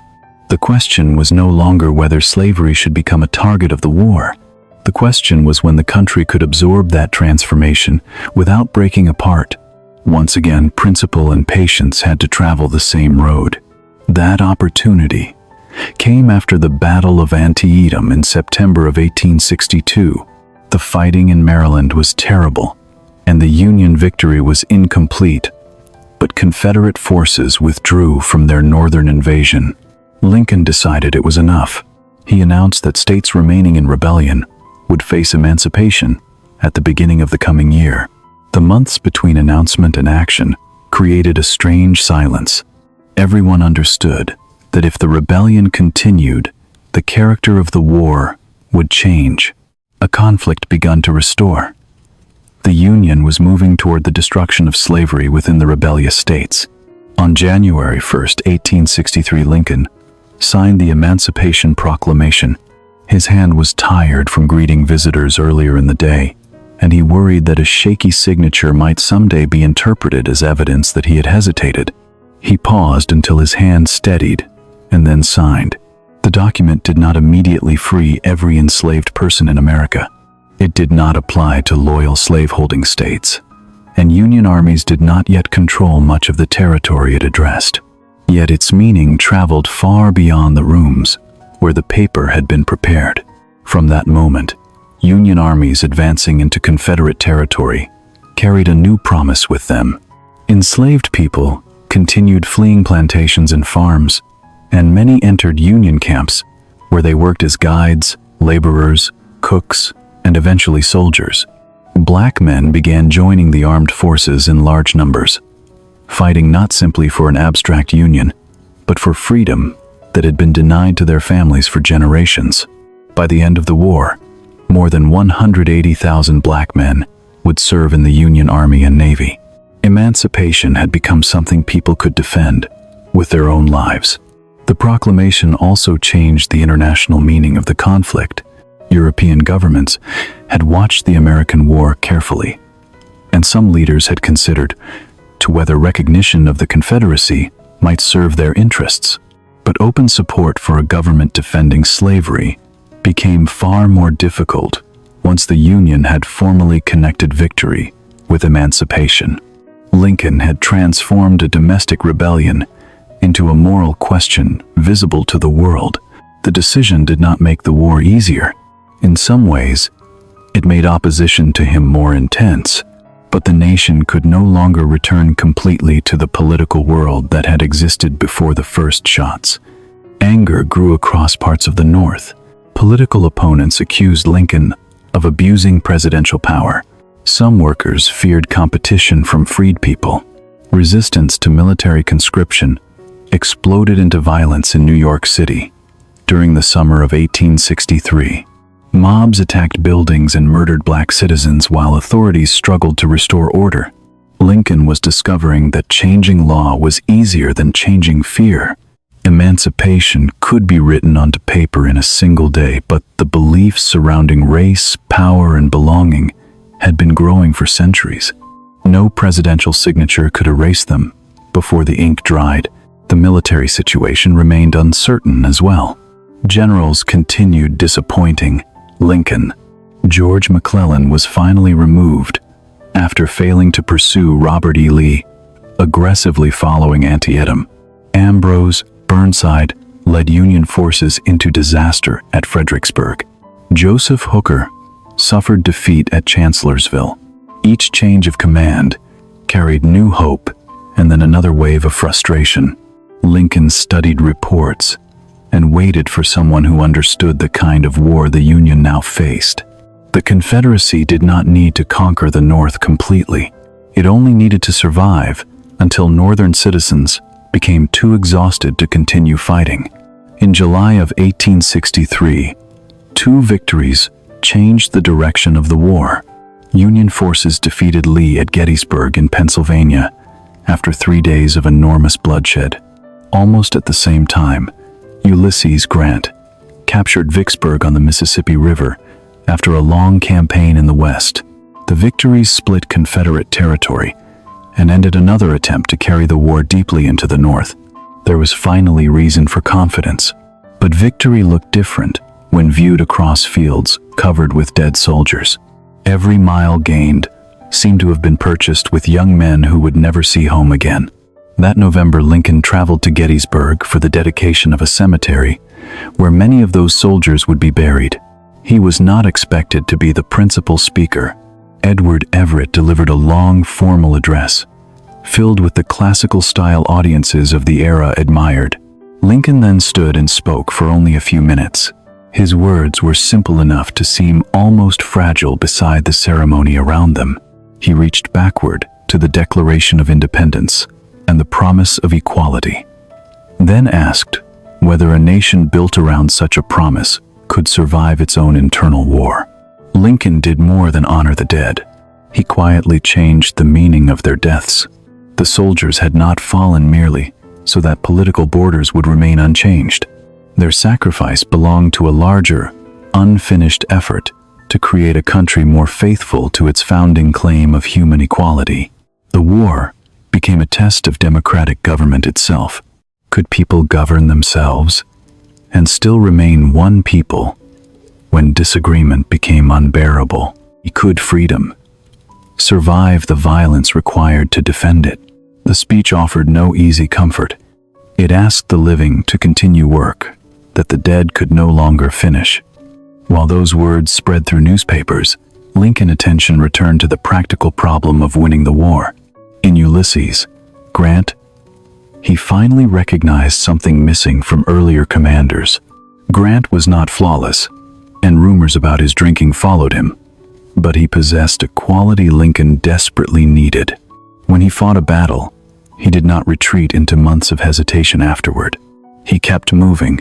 He understood that the Union possessed greater resources, and that those advantages meant little unless they were used relentlessly. In March of 1864, Lincoln placed Grant in command of all Union armies.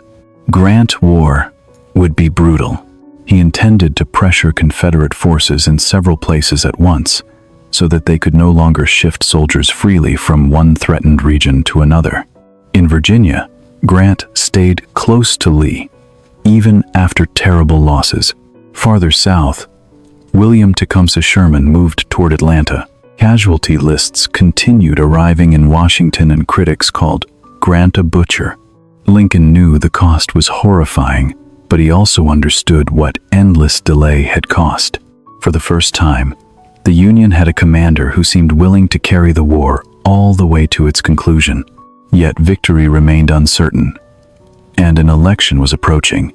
By the summer of 1864, Lincoln privately believed he might lose the presidency. War, weariness, had spread through the North, and thousands of families had buried sons. His opponent would be his former general, George McClellan. If voters rejected Lincoln, they might also reject the strategy required to defeat the Confederacy.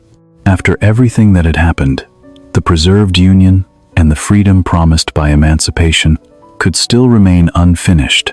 Lincoln had spent years trying to reach the end of the war, and now he faced the possibility that democracy itself might remove him before he arrived there. By late summer of 1864, the war had entered a season of exhaustion.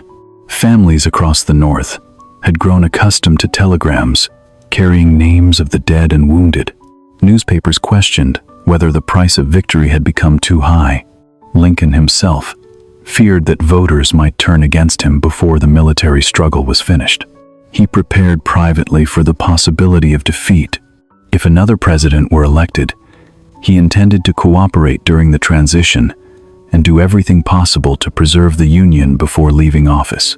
Even in uncertainty, his attention remained fixed on the unfinished work. Then, the military picture changed. In September, William Tecumseh Sherman captured Atlanta after months of fighting. The victory carried enormous political weight because it gave Northern voters something they had desperately needed: proof that the war was moving toward an ending, rather than simply consuming another generation. Victories followed in the Shenandoah Valley and elsewhere. Confidence slowly returned. When the presidential election arrived in November, Lincoln won a second term with a clear majority of the popular vote and an overwhelming victory in the Electoral College. The result told him that the country was prepared to continue. Re-election did not make the burdens lighter. It only confirmed that Lincoln would remain responsible for whatever came next. By early 1865, the Confederacy was weakening rapidly. Its railroads were damaged, its armies were shrinking, and its ability to supply soldiers was collapsing. Union forces tightened pressure around Richmond and Petersburg, while Sherman moved north after his destructive march through Georgia. Lincoln could see that military victory was approaching, but he also understood something perhaps more difficult. Defeating armies would be easier than rebuilding a nation whose people had spent 4 years killing one another. On March 4th, 1865, Lincoln stood at the Capitol to deliver his second inaugural address. Many expected a speech of triumph. The Union was winning, and slavery was nearly destroyed. He could have used the moment to condemn the South or celebrate his own leadership.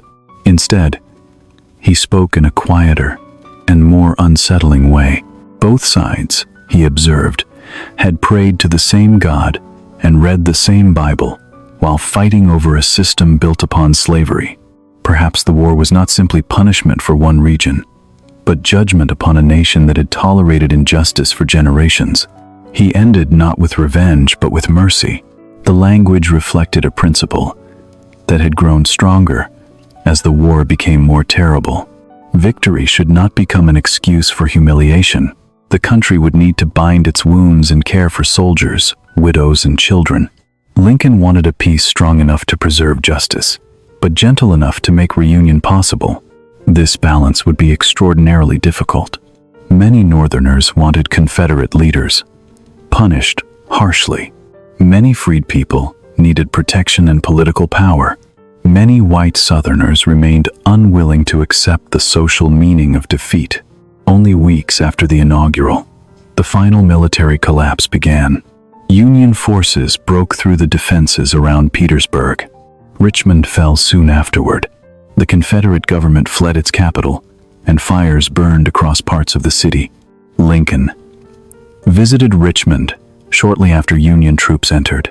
He walked through streets that had only days earlier belonged to the government, fighting against him. Formerly enslaved people recognized him and gathered nearby. Some knelt before him. Lincoln reportedly urged them to stand. He had never wanted freedom to become another form of dependence upon a single man. The image carried a strange power. A frontier lawyer who had once watched enslaved people being sold in New Orleans was now walking through the fallen capital of a slave-holding rebellion while newly freed people surrounded him. The history rarely provides such perfect visual symmetry, yet Lincoln did not remain long enough to enjoy the symbolism. Robert E. Lee. Army was retreating west, with Ulysses Grant pursuing closely.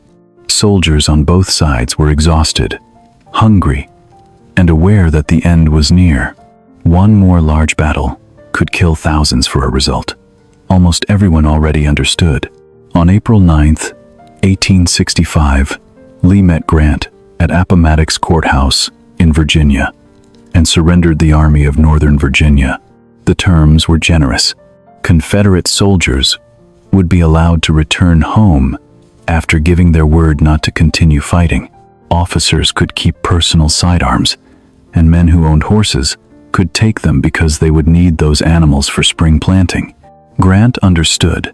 The war was ending and behaved accordingly. There was no need to turn surrender into theater. When Union soldiers began celebrating loudly, he discouraged them. The defeated men were Americans again. News reached Washington, and the Capitol erupted.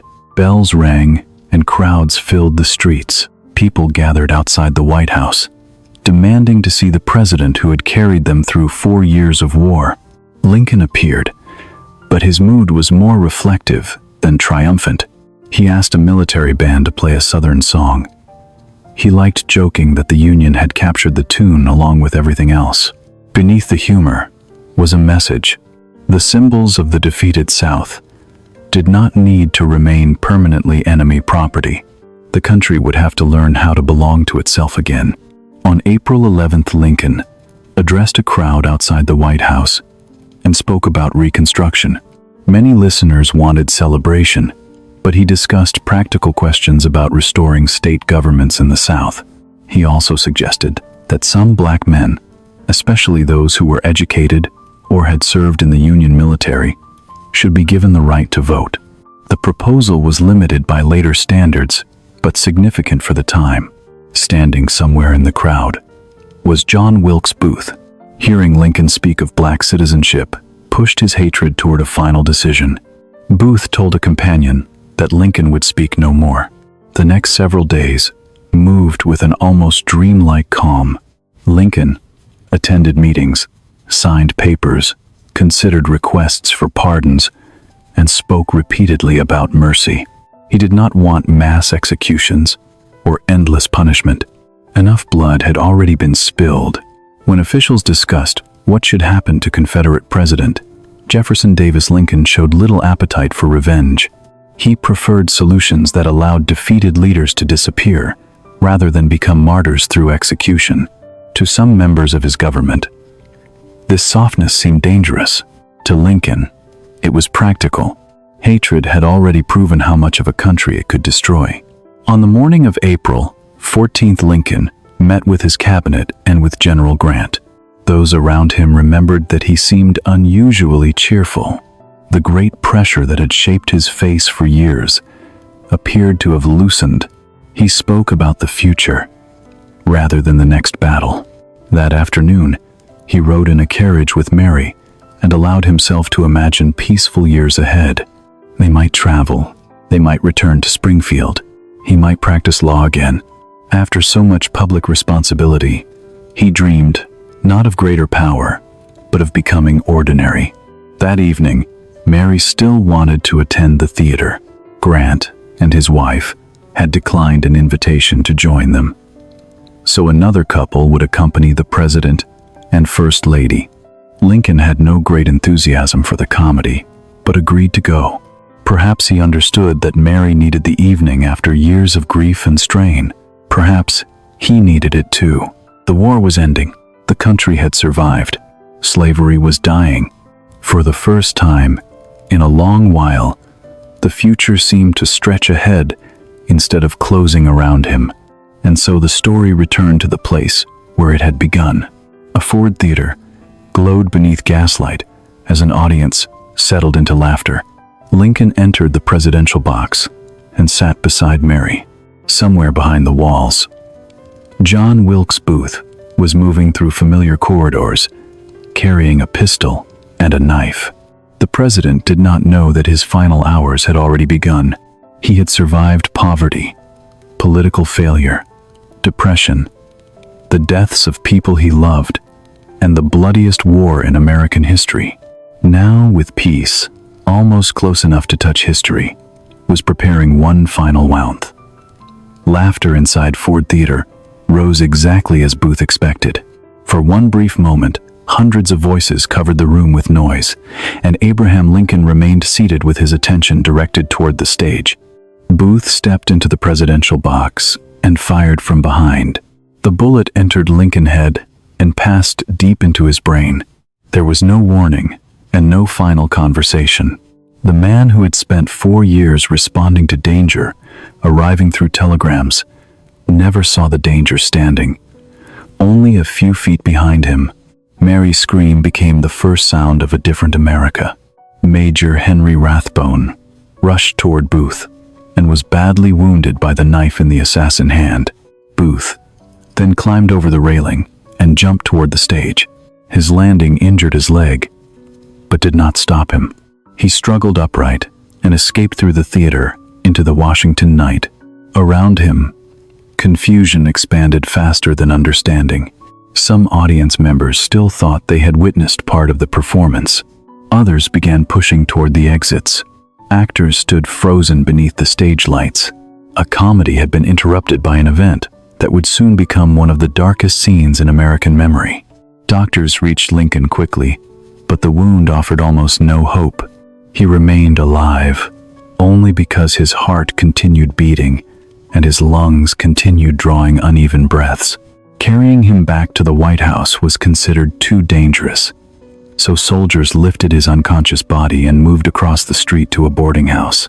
There they placed the unusually tall president diagonally across a small bed, his feet extended beyond its edge. The room soon filled with physicians, cabinet members, military officers, and family. The nation had spent years waiting for news from battlefields. Now it waited for news from one bedroom. Mary came to her husband repeatedly, but grief overwhelmed her. Robert Lincoln arrived and struggled to remain composed beside the father, whose presence had shaped his entire life. Edwin Stanton took control of the surrounding rooms and began directing the search for Booth and his fellow conspirators. Messengers hurried through wet streets, while military authorities closed roads and sent soldiers into the countryside. Yet all the urgency outside the bedroom could not alter what was happening within it. Lincoln breathing became more difficult. As the hours passed, one of the most powerful governments on earth could only stand nearby and watch. Rain continued falling through the night. Outside the house, people gathered despite the darkness, waiting for some rumor that might offer hope.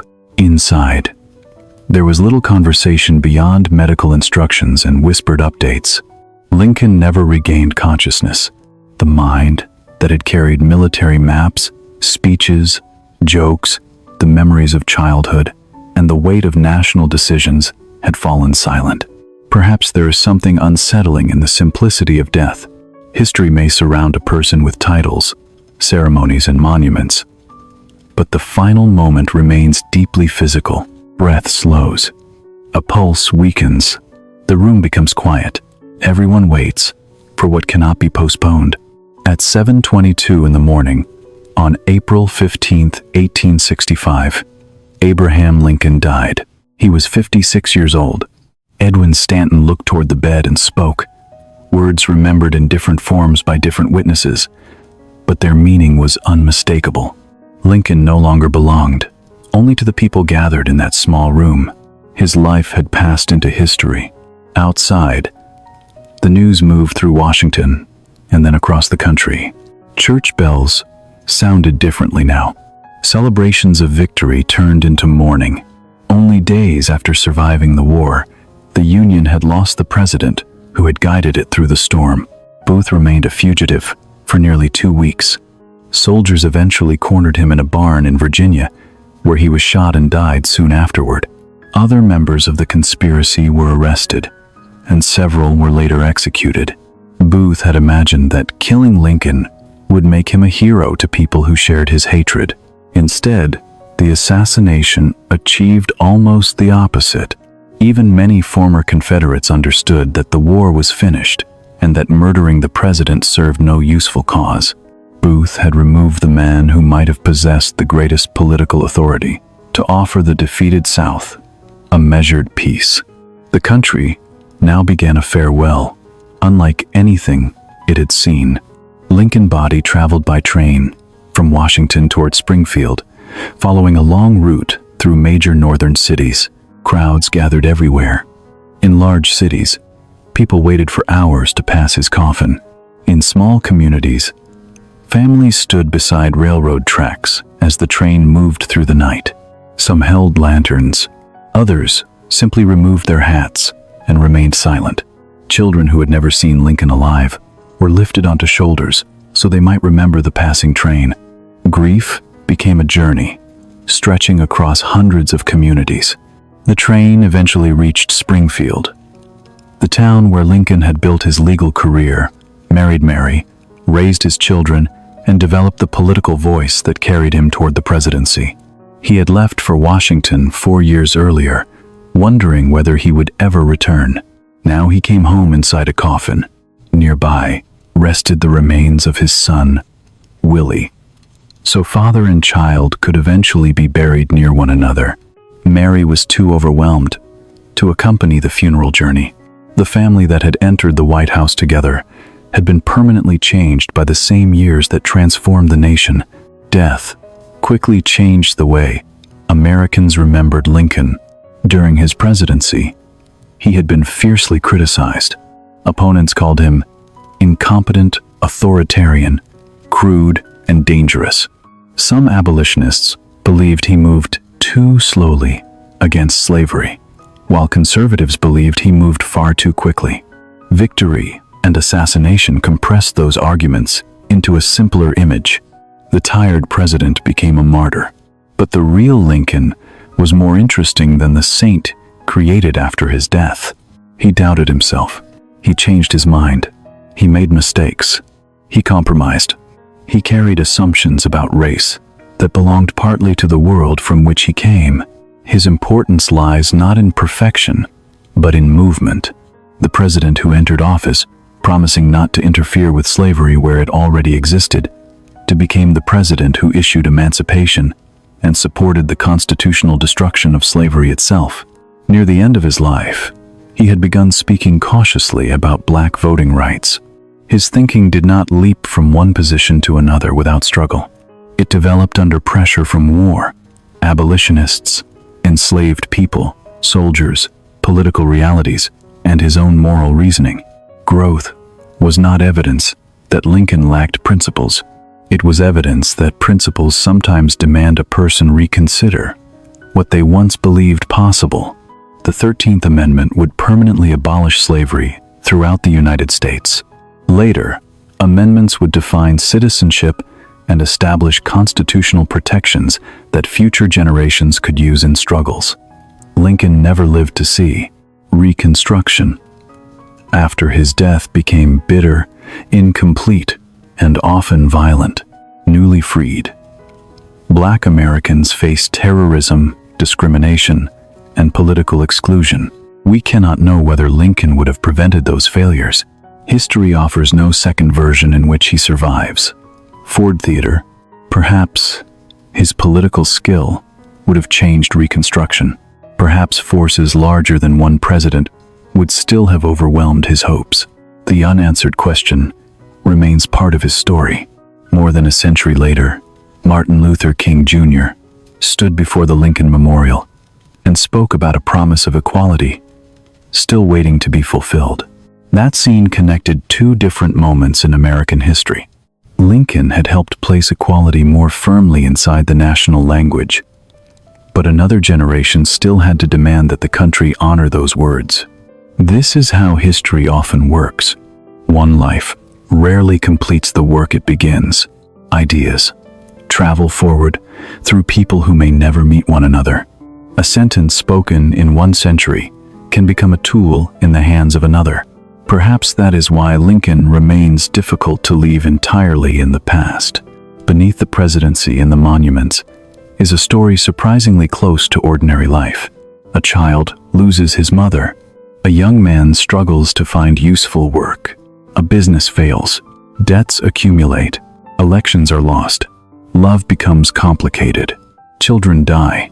Periods of darkness return without invitation. Progress appears and disappears. The future refuses to explain itself in advance. Lincoln did not move through these experiences knowing they were preparing him for greatness.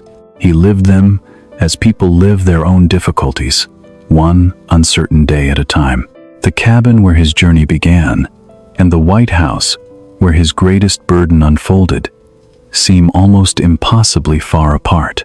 Yet the distance between them was crossed through thousands of quiet acts that looked insignificant when they happened. Another borrowed book, another argument rewritten until it became clear, another defeat accepted without surrendering ambition, another conversation with a voter, another night spent reading, another decision to continue when grief offered good reasons to stop. History remembers the presidency because it was visible. The invisible preparation lasted much longer. Perhaps most transformation does. And so we return finally to Springfield, where Lincoln rests beneath the landscape that once knew him only as a tall, awkward lawyer walking through muddy streets. Visitors still come. Some leave small coins bearing his face. Others stand quietly and read words connected to his final vision of reconciliation. The world around the tomb has changed in ways he could never have imagined, and remains troubled in ways he might easily recognize. Equality is still argued over. Democracy is still fragile. Grief still enters ordinary homes. People still wonder whether one determined life can matter against forces that seem too large to change. Perhaps Lincoln's story does not answer that question completely, and perhaps it should not. Bedtime history has its own quiet wisdom because the past does not need to shout its lessons at us. Sometimes it is enough to watch one life unfold and notice what remains after the noise fades. A boy beside a fire, trying to understand a borrowed book. A lawyer, explaining difficult ideas in ordinary language. A father, grieving children he could not save. A president staring at maps, while thousands of other families waited for morning. And finally a tired man, allowing himself to imagine peace only hours before losing it. Abraham Lincoln could not finish everything he began. No human being can, but he left behind a preserved union, a destroyed system of legal slavery, and words that continued traveling long after his voice became silent. Perhaps that is the quieter measure of a life, not whether every problem was solved or every dream completed, but whether something remained that helped those who came later move a little farther. The cabin is empty now. The theater has become history. The battlefield grass has grown back. Yet the questions remain awake, even as the world outside grows still.